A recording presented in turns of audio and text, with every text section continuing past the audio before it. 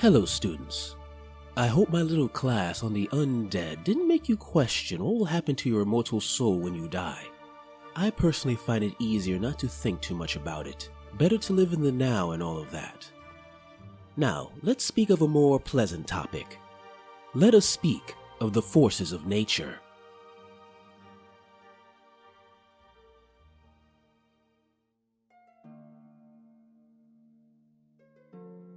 Now, to truly understand the forces of nature, you must understand who they serve, a singular entity known simply as the Green Lady. As you know, when the Phanulian mirror shattered, the various Celestians were split, turning into their wicked and shining aspects, good and evil if you wish to be simplistic about it. However, there was one that was unaffected by the shattering, a Celestian named Karina. Now Karina was the most withdrawn and secretive of her kind, tending to keep to her own counsel and preferring to isolate herself within her grove. And thankfully, when the shattering happened, the magical nature of her glade protected her from its effects, leaving her whole. Although she was protected from the shattering, she was aware of its effects, as she watched as her kin were split in twain, their differing halves fighting against each other in a rather apocalyptic war. She knew that if she were to leave the glade, she would most likely not survive. She had to find a way to become something more. That opportunity came with the coming of the Wicked One, Liliana. Like all other Celestians, she was split from her shining aspect during the shattering. Unlike the other Wicked Ones though, her split wasn't clean.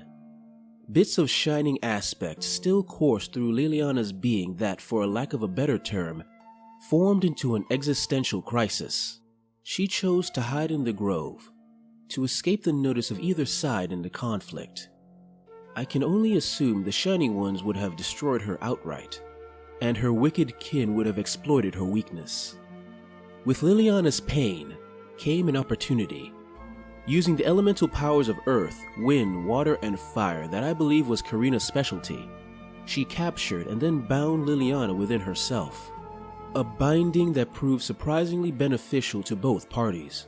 Liliana gained a respite from the guilt and pain that racked her form, and Karina gained the power she needed to leave her grove. However, she knew this wasn't enough. To really affect the war, she would need even more power. Karina needed to absorb the shining aspect of Liliana and finally become balanced. And so she left her grove and ventured off to the greater world. And oh, what horrors she saw. Karina witnessed the terrible acts committed on both sides of the conflict. The Wicked Ones, of course, had no hint of morality and committed horrible acts. The Shining Ones, for all their statements of purity, were no different. So focused on the destruction of their wicked halves that they cared little of the lives and homes of those they destroyed in the process, justifying every horrendous act as the price needed to destroy the evil of the wicked. And then there were those most affected. Now, most history will tend to focus on what some would call the primary races of Mantica, the humans, elves, and dwarves. But there are others that call this world home, and many were slaughtered. Some perhaps even driven to extinction, and whose memory is now unrecoverable. Although Karina was a solitary being at heart, she could not simply watch these poor souls be destroyed, and made it her mission to save as many of them as possible. Those with nations under threat, she aided with her powers, gaining the eternal friendship of the Kingdom of the Salamanders, and the Trident Realm of Neritica. As for smaller tribes of other races, they were all welcomed into the forest she called home. Races such as the Pegasi, Centaurs, and many others. After much journeying and fighting, Karina finally found the shining aspect of Liliana. This aspect was heading an army of elves, dwarves, and humans in a massive battle with the demons of the Wicked One Baal, on a series of islands that would one day be known as the Isle of Madness. Called that now due to the demonic taint that still lingers there, and causes any sailors who try to travel there to go absolutely mad. The shining aspect of Liliana fought bravely, but it soon became obvious she was losing, and Baal would destroy her.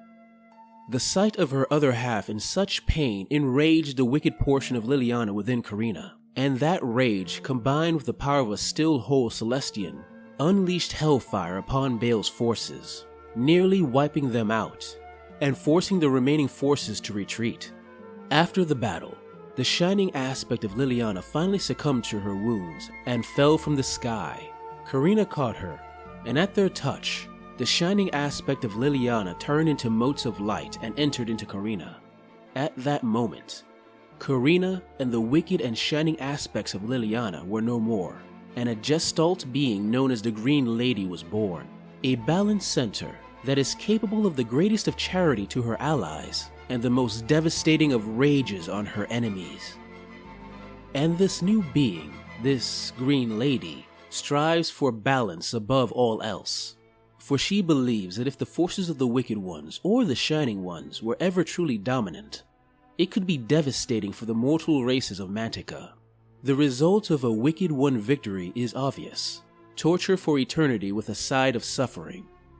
But the dangers of a Shining One victory is a bit less obvious.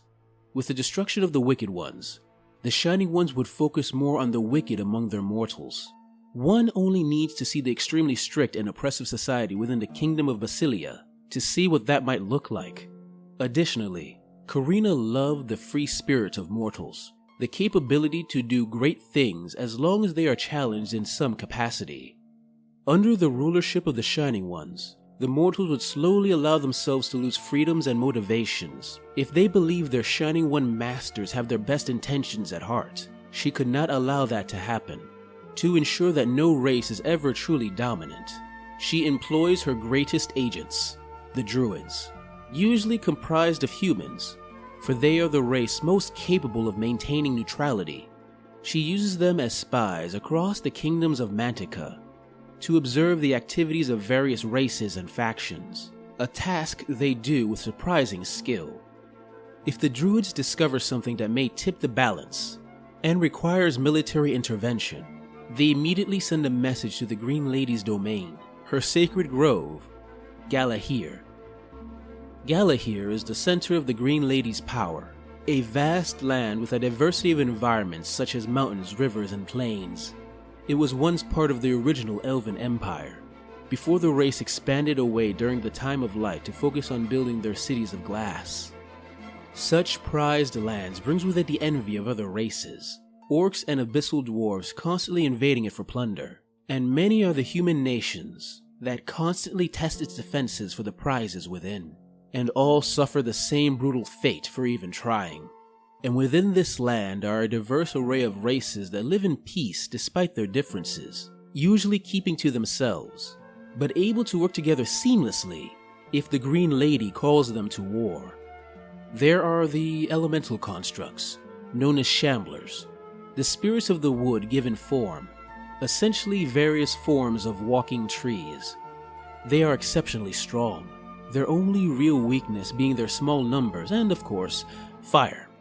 They are also capable of being absorbed into the very woods and summoned wherever they are needed, making their lack of numbers less of a problem if they are capable of fighting in the forest they call home. The most ancient of Shamblers are known as Wardens, beings who have fought for centuries or millennia for the Green Lady, full of an ancient battle lust so ingrained within them that they cannot be reabsorbed into the forest without risking this rage infecting the very land. Instead, they are charged as vanguards of the Woodland Realm when these forces go to war.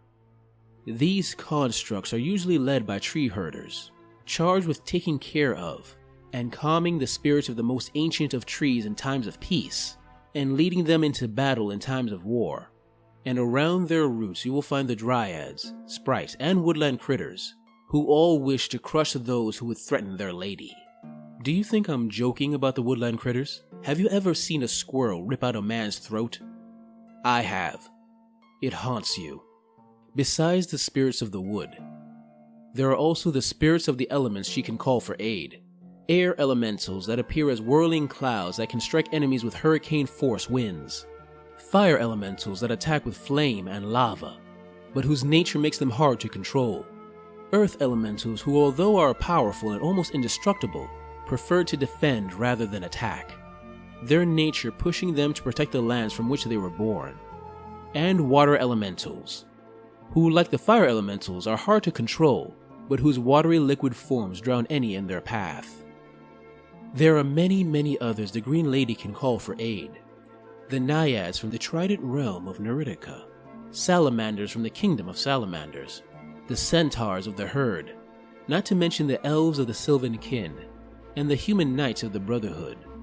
But they are armies in their own right, and deserve their own class, so I will speak of them another time. And who leads these forces into battle? Why, the Druids, of course. Besides being master spies, they are masters of magic, with power equal to the greatest elven mages. They lead the armies of the forces of nature in the Lady's name. And if a battle is truly dire, the Green Lady can summon an avatar of her power, something even the Druids are hesitant to request.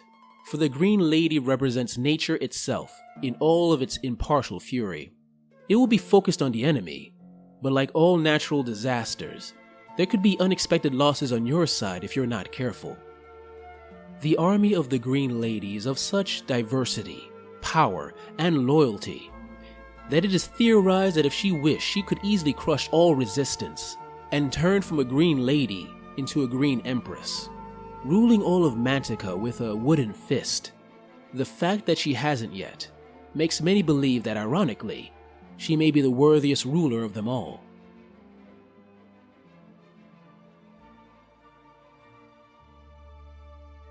Well, students, I hope my class on the forces of nature was enlightening. Next time, we will speak on what may be the most practical race in all of Mantica.